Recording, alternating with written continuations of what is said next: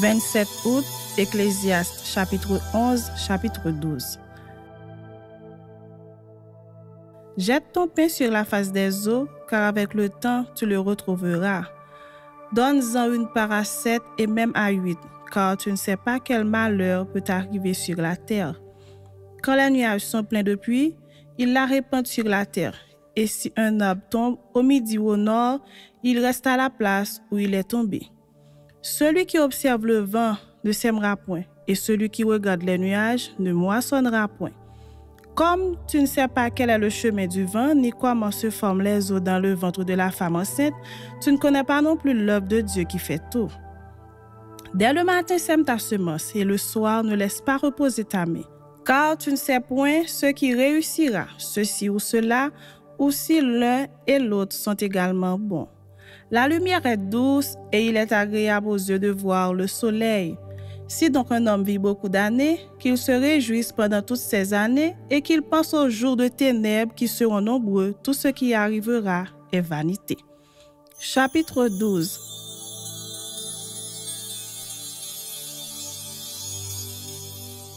Jeune homme, réjouis-toi dans ta jeunesse, livre ton cœur à la joie pendant les jours de ta jeunesse, marche dans les voies de ton cœur et selon les regards de tes yeux. Mais sache que pour tout cela, Dieu t'appellera en jugement.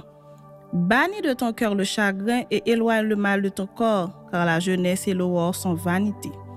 Mais souviens-toi de ton Créateur pendant les jours de ta jeunesse, avant que les jours mauvais arrivent et que les années s'approchent, où tu diras « Je n'y prends point de plaisir ».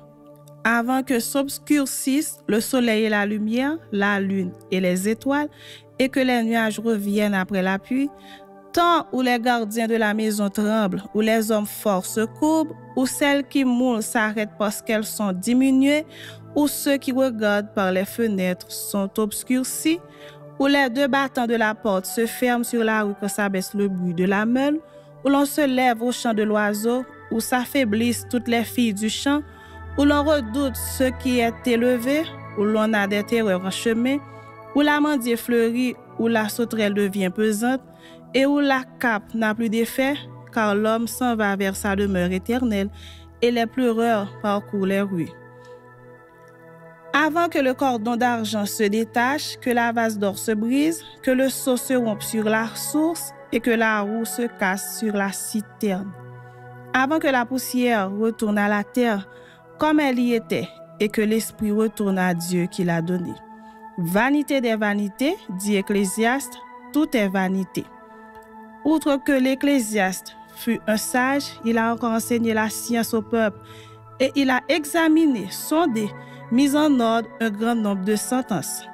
L'Ecclésiaste s'est efforcé de trouver des paroles agréables, et ce qui a été écrit avec droiture, ce sont des paroles de vérité. Les paroles des sages sont comme des aiguillons et rassemblées en un recueil.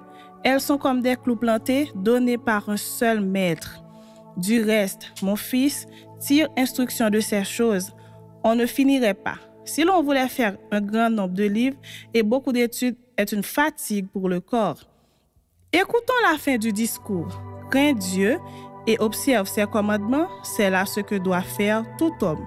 Car Dieu amènera toute œuvre en jugement au sujet de tout ce qui est caché, soit bien, soit mal.